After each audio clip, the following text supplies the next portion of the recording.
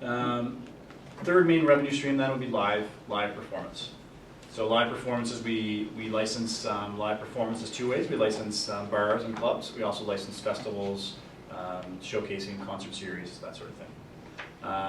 So bar performances, basically any performance that you do at a bar, assuming it's licensed by SOCAN, and we'll assume that they all are licensed by SOCAN.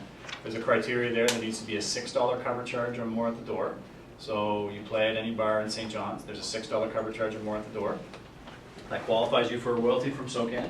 It's $75 that's paid per night. So all of the songs that are played that night's show split the $75. So if it's just you playing that night and it's just your songs, $75 flows back to you based on the report that we receive from you.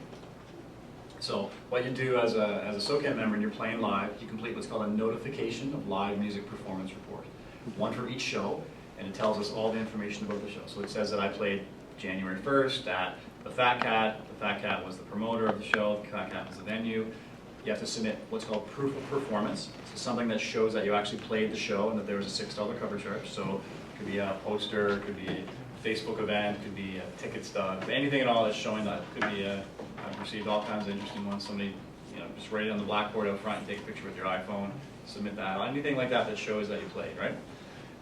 And then you submit your set list to us. So how you actually get paid is by the songs you played, right? So the only way we know that is if you actually remit that online for us and tell us what songs we played. So tell us if there were any other bands, and then we end up splitting that with those other bands. So if it was just you and you submitted your set list to us of 20 songs, then it would basically be $3.30 per song that you would report to us, and it would be $75 would get paid to you. So is there a minimal number of songs? No, it doesn't matter. So if you did a show at $6 and you played one epic long song, $75. Does it have to be epic though? Like if you got to play the 2-minute 30 long song? It doesn't have to be epic, but yeah. Okay. One song is fine. Yeah. It's pretty rare that you have a bar showing at one song, right? Yeah. But what if you play covers and one of your own songs? Yeah. Then you would report the covers to us. So the people who own the covers get paid on your set list. Okay. Yeah. And then we pay them. Okay, so that one song of your own that you're saying, you can just get that split. Yeah, so if the value of it works out to, like I said, $3 a song, you would get a payment of $3 for the performance of that one song for that one night. And then the other writers will get paid for the other $72. We can go to all the other writers split. Right? So the forms are all here. So it's called Notification of Live Music Performance. You can submit it online. Once you start creating stuff online, it archives everything for you as well, which is really great. It archives all of your set lists, archives all your performance information, so it archives all the venues, archives all the presenter. So as you start building up a catalog of shows, it takes you less and less time to go through and remit them. So you submit a show. This kind of tells you all the information here that you need, the date, the mailing address, your set list, all that kind of stuff. Then you start completing the form, right? So name the band, whether it was in Canada or outside of Canada. So if you're touring internationally as well, you can submit the notification for international shows, and then we'll send that to the U.S. Society. The U.S. Society will license it and pay SOCAN, so you get money for that. So assume it's in Canada. Two types of shows that we do. The bar performance was the one I just told you about. We also license festivals, concerts, that sort of thing. We license them under a separate type of license. There's no requirement for ticket price, so it can be a free event or it could be a $100 ticket price. We grant it. So the similar one that I told you about being a concert promoter is an individual license that we grant for each particular concert. It's based on 3% of the gross from ticket sales. The minimum distribution for a concert license is $100. Great t-shirt. Thank you. Is $100, so with no requirement for ticket price. So if you did a one-off concert, there's a royalties of $100 that gets paid for that concert as a minimum, and there's no maximum. So if we did a big show at I don't know who just played Brad Paisley just played 2 nights at Mile One, right? We license that concert. 3% of the gross from ticket sales goes to SOCAN. 100% of whatever we collect will go back to the songwriter of the songs that performed that night. So if he did $1 million in ticket sales, the performing right royalty back would be $30,000. $30,000 then is paid back to the songwriters of the song that night, split between the set list that they report to us. So Tell us what kind of show it was, whether it was a festival, whether it was a concert, or whether it was a bar gig. Then it tells you was it a $6 cover charge or more at the door. If it said no to that, then it doesn't qualify. If I said yes to that, give the information what the ticket price was, whether you were a headline act, no support. So this is the important part here that enables us to split the royalties. So if it was just you, a headline act with no support, that tells us that all that $75 would go to you guys directly, right? If you're telling us that you were the headline act, co-headline act, support act, then we would assign certain value to that, and we would withhold a percentage because we know that there's going to be more bands to pay, and we would look at it that way. Tell us who the other bands were, and then you upload your file of what the proof was. So your ticket stub, your Facebook event, whatever it happens to be. We need an actual document. So if it is a Facebook event, we don't want the URL send us to the Facebook event. We need to capture the screen and just capture it as a PDF or a document. Send like a screenshot. Yeah, and just upload that as a file. Yeah. So I don't have it here. I don't know what I can get access to, but we would upload the file. The next page would be telling us what the venue was, what the presenter was, and then the next page would be submitting your set list to us. So you can go. So when you're doing this in your catalog. So you have access to your catalog. So you just check off what your songs are, or if you're copying set lists, you can go through and you copy a set list, and it brings up all the set lists that you've ever done that you submitted online. You can just check off the set list, and then it transposes that over on your page. So. What if the other bands playing are registered members? Like, would you have to report that? Or? You report the bands, right? Because just because they're not a member now, doesn't mean they're not going to be a member 6 months from now. And you can retroactively report live performances up to 2 years. So if you weren't a member and you played a whole bunch of shows last year and you thought you should become a member and do it, then you can go back online, you can go back and remit them. So report it to us, and then we'll set aside that money. Basically for SOCAN members, especially newer SOCAN members, your first royalties are going to come from live performance. And once you start getting out there and touring and doing things, there's a significant amount of money that you can get paid. I think last year we were in the millions of dollars for live performance royalties alone. Very underutilized. Lots of money that's unclaimed in there. Tons of money. So let's just say like, big show just came to town, and I'm a hip hop artist, and promoter wants me to open, but it isn't going to pay me, isn't going to give me any guest pass or anything like that. So I'm like, okay, I'll play. Sounds like a great show. Right? So I get to open for. Count me in. I get to perform for a couple hundred people. Yeah. And after that, I go home. I don't have any money. I didn't get anything for doing my show. I'm a SOCAN member. So then I get a flyer from the show, whether it says my name or not. I played. It has to say your name. It has to say my You're name. proving that you're playing at the show, right? So it has something, whatever that proof is, has to show that you're proving to A me video. No, file. So it can't be a video. It has to be a. So if the promoter don't put your name on the show, Can be something else. It doesn't has want to posted. pay you. Can be an email from the promoter. Okay, so anything that you can prove Your own that you Facebook played, event, right? Saying that that's I'm what I playing mean. with You can prove you played, Mhm.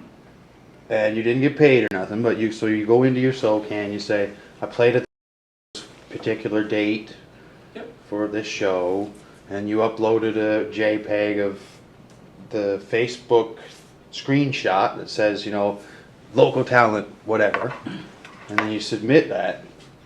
I'll get $75 if it's done properly. No, depends on how we license it.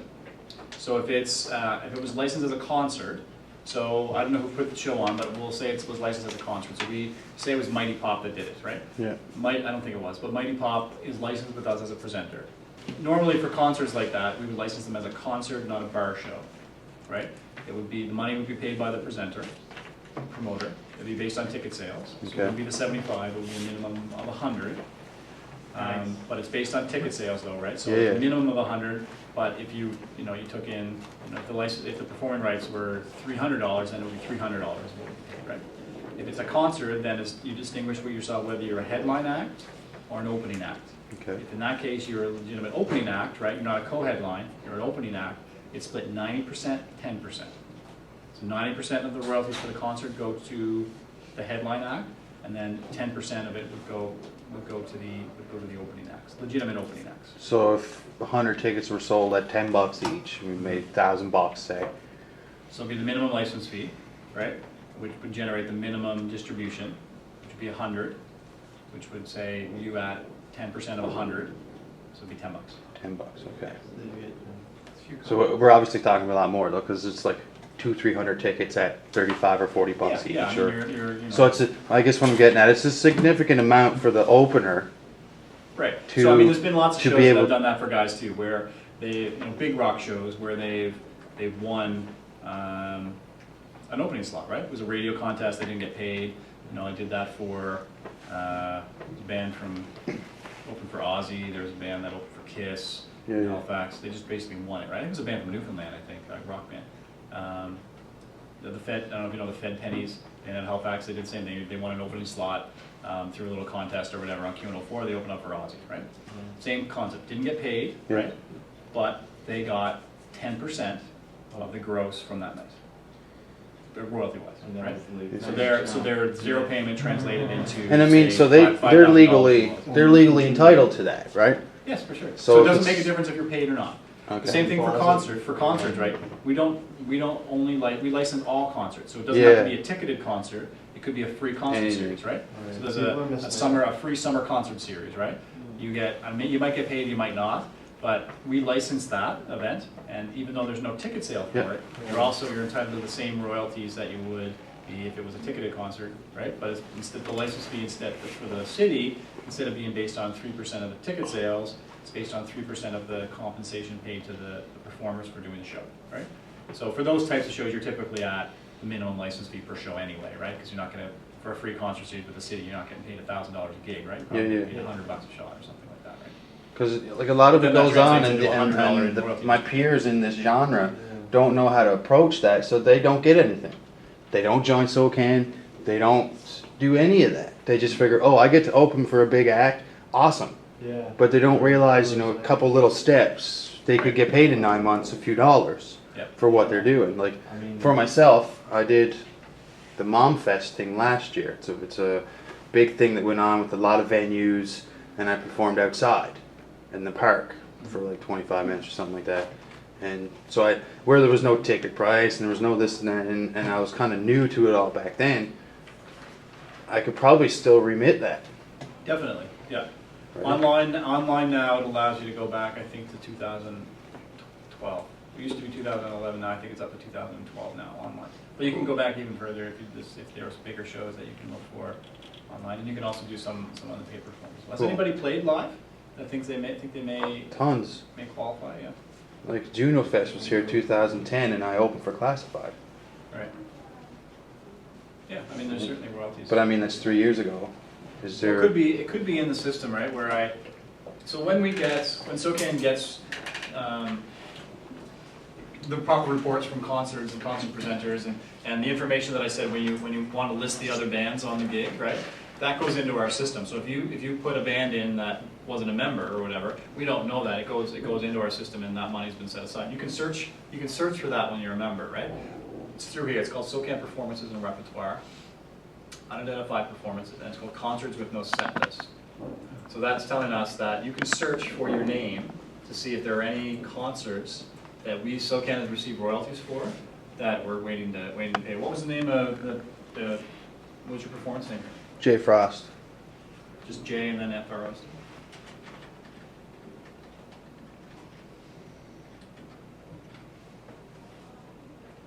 So what this is going to do, I'm going to look at a performer name for something that contains Frost in the name. So it's going to go through our system. So there's a bunch of Frost, but so you can see some of the older ones, right? So we'll go back to 2007, right? So there are some, older royalties there, right?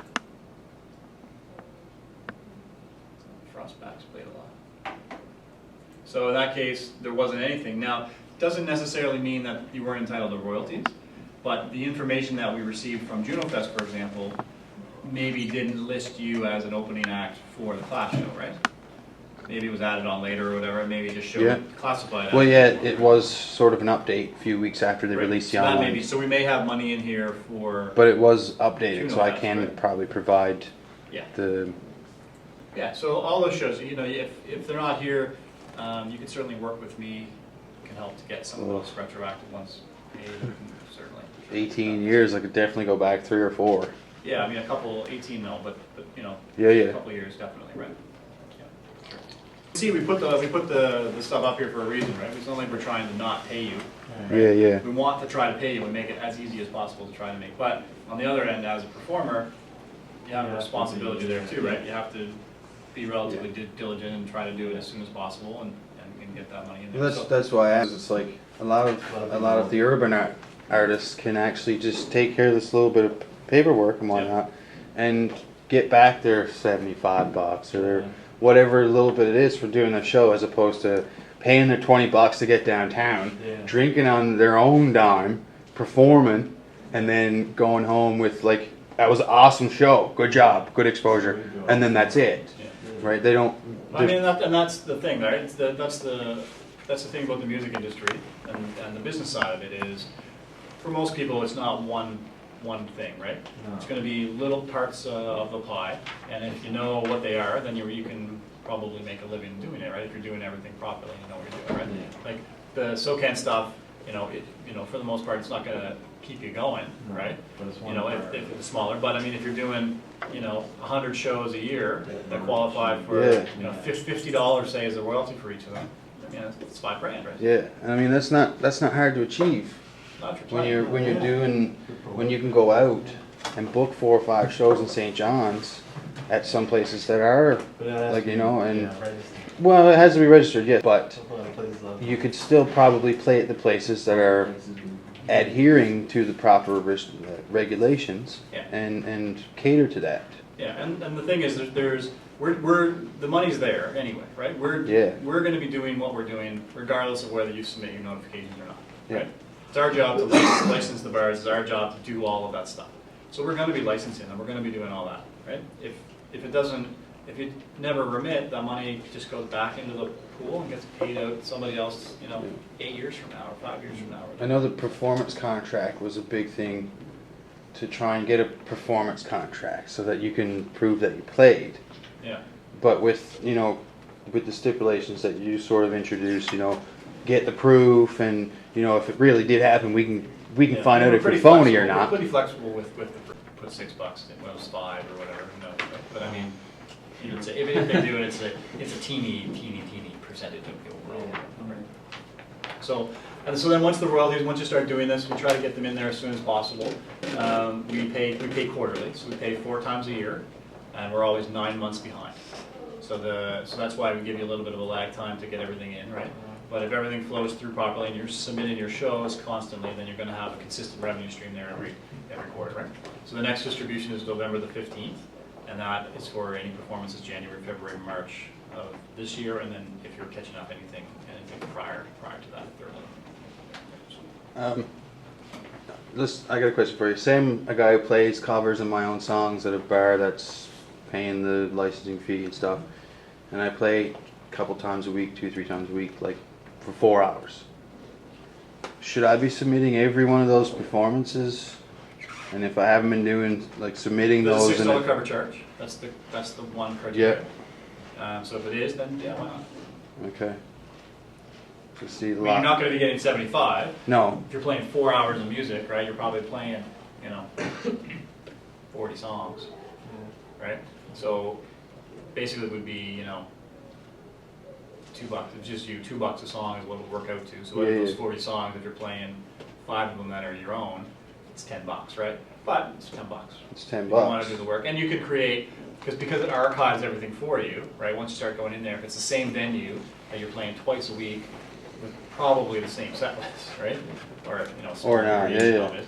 I mean, literally, you're just going in there and copying previous information, right? Copying the set list, copying the venue information, copying all that stuff. So you're just clicking a button and it's already done for you. Yeah, I've seen that. And then, you know, you can take out the 3 Eagles covers and put in 2 Journey covers and a air cover. Whatever. So I guess my point is, you're still kind of losing money if you're not Yeah, the money's there, right? Because you play 3 times a week.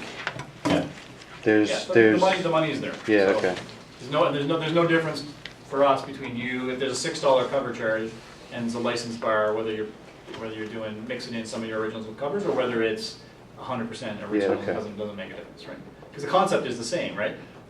You know, Journey should be, or Nickelback should be getting money for you Yeah. performing the song the same as you performing your own songs, right? And so, and if it's not $6, it's. $6 is That's the kicker for a bar show. Okay. It needs to be $6.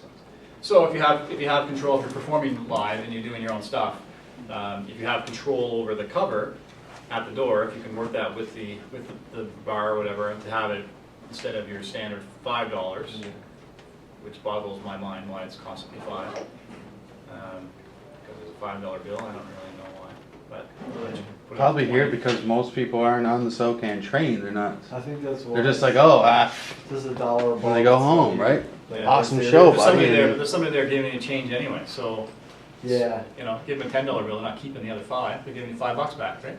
You do the exact same thing with 6. They just give you $4 back. And Anyway, under but- my experience too, I did like a Newfoundland tour with someone and managed their tour and started calling the bars. And when I suggested $6 cover charge, all the bars were like, "What? Can't we just make it 5?"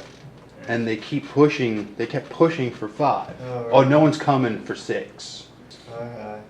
How much is it going to be at the door? I'm like, well, we kind of need a minimum of $6, so we'll just leave it at 6. And, well, no one's going to come to the show. Right? And I was just like, no, that's not true. No if somebody one's doesn't gonna come to the for show. $1, Yeah. we got a Molson sponsor, and you can't put $6 at the door. That's kind of And then I So, got mean, it every bar I so called. that's the reality. If it's $5, for the sake of $1, you're missing out on the SOCAN price. But I mean, on this side, you don't want to lose a gig that might pay you $500 for the sake of $1 cover to get 75, right? Or Yeah. whatever, depends right? on, So- you know. But I mean, it's So you just don't want to changing the- perpetuate that either for everybody to It's come just back. changing the mentality that $6 is not a reasonable amount of money Yeah. to sit Yeah. and play for 4 hours. Yeah. Or that music's not free. Yeah, Yeah. yeah, it's quite funny. So, but yeah, so that's all the stuff, and so I'm certainly available to work with anybody for sure. We can catch up on any retro stuff if you have any questions about signing up and you weren't quite sure how to work. I can certainly go over it with you on the phone. It's not a problem at all. I have my cards up here. I'll give you guys my cards as well. Certainly happy to do that. And SOCAN does a couple of other things as well. I gave you the magazine, so that's our latest magazine, Words and Music. So it comes out every quarter. So I'm on the editorial board for the magazine, so I try to present as much Atlantic Canadian music for the magazine as I can. So if you're looking at trying to do things, certainly let me know, and I can pitch for you for the magazine.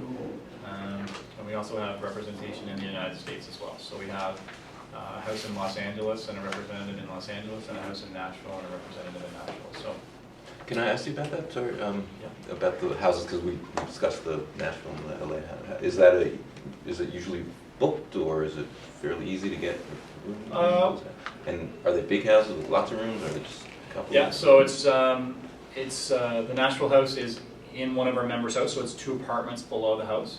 Okay. I mean, they're obviously, well, it's not, difficult to get it, but I mean, you need to plan it. If you want to go next week, it's booked, right? But if you want to go, next year in January, if you want to go to LA in March or April and July, you'd probably be able to do it. So, and if it's an apartment in Hollywood as well, and it's free, right? It's free to stay there as a SOCAN member. There's no cost or anything. It's just cost to get down there, whatever your costs are. And then once you're down there, once you book it, there's no criteria as to what you do there, right? I mean, well, it's going there on vacation, but I mean, if you're a band that's touring and you're stopping in LA, I mean, you could certainly utilize that or utilize it as a base for Southern California for a week if you want to tour, or whatever. I mean, Nashville is like songwriter in Nashville. So, and we also have representatives there, right? So that's the key. So what you need to do is you want to come up with a plan as to what your goal is for being in that area. So if it's Nashville and you want to go and you want to co-write with some people and do some things, we can help you do that. We can help you connect with some of those people, but we need to have a plan and we need to figure it out in advance. You can't call me up today saying I booked the Nashville house next week, I want to go down, I want to go right with Cordy Sampson, right? It's not going to work. But if those are some of the goals that you want to do, then we can try to help you pursue that and work your way there. And Los Angeles is the same. There's lots of co-writing opportunities in Los Angeles. And, shows and creating showcases. Lots of people to connect with. And there's also, on the website, you mentioned the radio show in Nashville.